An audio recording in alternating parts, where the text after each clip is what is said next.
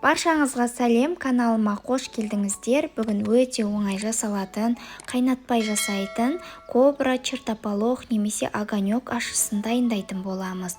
Ол үшін бізге алдымен жақсылап жуылған помидор қажет болады. Оны осылай ұсақтап турап дайындап аламыз. Ащы бұрышымыз, чесногымыз және де аспирин қажет болады атылмауы үшін.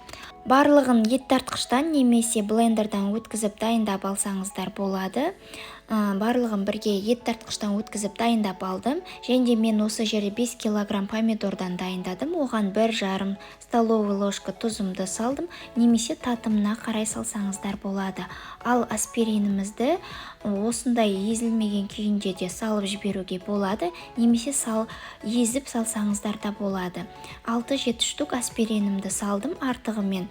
Және де жақсылап араластырып, бір түнге алып қоятын боламыз. Сол кезде аспириніміз еріп, және де огонегіміз жақсы болып тұрады. Ертеңіне жақсылап жуылған баклажкамызға құятын боламыз. Міндетті түрде жақсылап жуылуы қажет құятын затыңыз. Және де мен жыл сайын осы рецептпен жасаймын. Ешқандай атылмайды, бұршымайды, өте жақсы болып сақталады.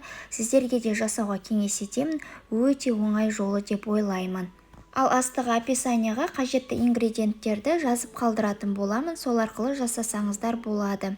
Және де менің каналымда бұдан да басқа қыстық салаттардың түрлері, қияр жабудың түрлері, тексерілген рецепттер өте көп. Кіріп қарасаңыздар болады.